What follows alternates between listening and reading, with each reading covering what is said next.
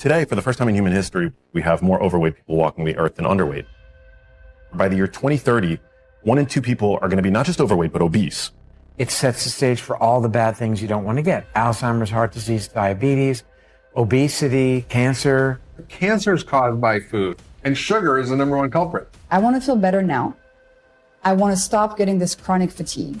I want to get my mental health back in shape. I want my sleep to be good. Some people come at it from like, my skin is bad. I want to get my skin better. Other people come at it from, I'm having hormonal issues like PCOS, erectile dysfunction, whatever. They get to glucose, they study that, and weight loss is a nice consequence. Fructose says don't burn fat. Fructose tells your body winter is coming. Get ready. We've also seen that a high sugar bolus can reduce testosterone by about 25%, which also persists. And by and large, people are being taken down by these kinds of diseases that are essentially driven by being undernourished and overfed. These people with the obesity, the diabetes, the hypertension, the dyslipidemia, and all the downstream issues, the coronary artery disease, the Alzheimer's, the cancer, and again, type 2 diabetes, are the consequence. Added sugar is insidious today. It's in everything. It's in sauces. It's in coffee beverages. Coffee chains, for a cup of coffee, we end up drinking dessert. And it causes what is called insulin resistance, meaning that insulin doesn't work as well in your body through a number of mechanisms. So that's the dirty secret of fructose that the industry didn't want us to know about. Now it's been called out. So now we're seeing 1 in 2 Americans suffer from either prediabetes or type 2 diabetes. And that is when you eat too much sugar and starch. And every time you do that, it raises your insulin. Your body becomes resistant to the insulin, and so it doesn't work as well. So you need more insulin. And insulin does what? Insulin makes you hungry. It makes you store belly fat. It locks the fat in the fat cells, and it slows your metabolism.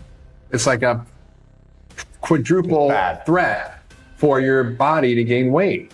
These the big killers are by sugar and food. Yes. So if you change your diet, you should be able to prevent or cure sometimes Alzheimer's. Yes, 100%. I mean, the studies are there. Great. Even people who already have Alzheimer's, when they improve their diet, they get more functionality. Yeah. By the year 2030, 1 in 2 people are going to be not just overweight, but obese, are ultra processed food products that by and large we overconsume today. Your average American today derives 60% of their calories from ultra processed foods. These are the foods that line our supermarket aisles. Our supermarkets tend to be designed the same way. It's the perishable fresh food that tend to be around the perimeter. The aisles have all the shelf-stable convenience foods that are minimally satiating, highly calorically dense, and hyper-palatable. So those 3 factors make those kinds of foods, particularly when they're all you have access to, a recipe for disaster. Consuming a high sugar bolus can also elevate your blood pressure, which we know is a risk factor for neurodegeneration. We've seen that 1 high sugar bolus, about 75 grams of sugar, can cause your systolic blood pressure to elevate for 2 hours. We've also seen that a high sugar bolus can reduce testosterone by about 25%, which also persists for 2 hours. Yeah. Why? Any guesses why we'd have an evolutionary response to sugar that lowers our testosterone? That's a good question. A hunter-gatherer would have never had access to that kind of rapidly digested sugar deluge, right? Because we would have had fruit, and our fruit as hunter-gatherers would have been a fraction as sweet as they are today. But the notion of fruit juice or a sugary, high 75-gram glucose beverage, for example, didn't exist. So I think what it does is it sends our body into a stress state. And so that's, I think, one of the reasons why we see the elevation of blood pressure. And I would also assume because stress can reduce testosterone. That's really interesting. Yeah, we are seeing a decline in testosterone. I've always assumed that's multifactorial. That's poor diet, that's adding on weight. All of the above. But as I mentioned, in that study where they saw a 25% reduction in testosterone, they used a 75-gram sugar bolus, right? Mm-hmm. As I mentioned, your average adult today consumes 77 grams of added sugar every single day. So they're consuming that every day. So yeah, the added sugar thing, I think, is it's a problem. Now, again, if you have a big calorie budget, if you're a bodybuilder, if you're if you're burning an intense amount of calories on a daily basis, you do have a discretionary caloric budget. But for your average person, again, today, your average person is overweight, bordering on obesity, has some component of metabolic illness, glucose dysregulation. I would say that being a sleuth and being able to identify added sugar and then cut that out, or at least minimize your consumption of it, I think you'd be doing your health major favors. You're probably on a sugar addiction roller coaster every single day of your life. If you've been on this glucose addiction for a long time, your body will take a week, 2 weeks to be able to switch over to burning fat. And that 2 weeks is really painful, right? Most people eat starches and sugars for breakfast.